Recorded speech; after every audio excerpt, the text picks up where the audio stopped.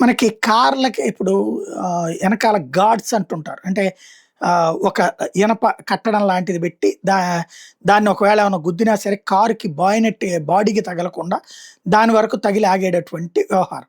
ఇప్పుడు ఇట్లాంటి సిట్యుయేషన్ ఎదురుగుండా కూడా పెట్టేస్తున్నారు. దీని మీదన పెద్ద ఎత్తున చర్చొస్తుంది. ఏంటి అసలు ఇదంతా అన్నటువంటిది. ఈ నేపథ్యంలో బుల్ బార్లు అంటారు వీటిని. దీని మీదన కేంద్ర ప్రభుత్వం నిషేధం విధించింది. బంపర్ గార్డ్, దీన్ని సాధారణంగా బుల్ బార్ లేదా క్రాష్ గార్డ్ అని పిలుస్తుంటారు. ఈ మెటల్ బార్ని సాధారణంగా కారు ముందు లేదా వెనక బంపర్ల మీద పెడుతుంటారు. ముఖ్యంగా ఎస్యూవీ లేదా పెద్ద కార్లు ఎక్కువగా కనిపిస్తాయి. కారుకు రక్షణ కల్పిస్తాయని చాలామంది భావిస్తారు. కాకపోతే ఇందులో పూర్తిగా వాస్తవం లేదు. నిజానికి మన దేశంలో ఈ బుల్ బార్లు, బంపర్ గార్డులు వాడడం చట్టవిరుద్ధం. ఈ విషయం చాలామందికి తెలియదు.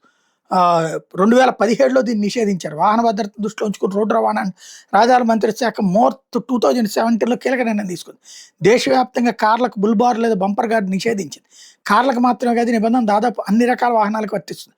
ముఖ్యంగా ఎస్యూవీలు, జీపులు లేదా ఇతర కార్లకు అదనంగా అమర్చే మెటల్ గార్డులు వాహన భద్రత ప్రమాణాలకు విరుద్ధమని అధికారులు స్పష్టం చేశారు.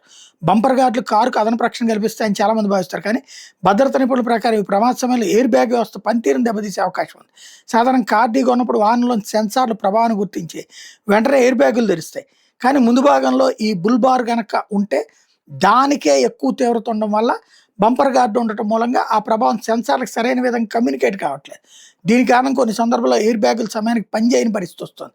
దీంతో వాహనంలో ప్రయాణిస్తున్న వాళ్ళకి ప్రమాదం పెరిగే అవకాశం కనబడుతుంది. బుల్ బార్ లేదా బంపర్ గార్డు కేవలం కారులో ఉన్న వాళ్ళకే కాకుండా పాదచారులకు కూడా ప్రమాదకరం. మెటల్ బార్లు చాలా దృఢంగా ఉండటం వల్ల ప్రమాద సమయంలో గాయాల తీవ్రత కూడా పెరుగుతుంది అన్నటువంటి లెక్కేస్తున్నారు.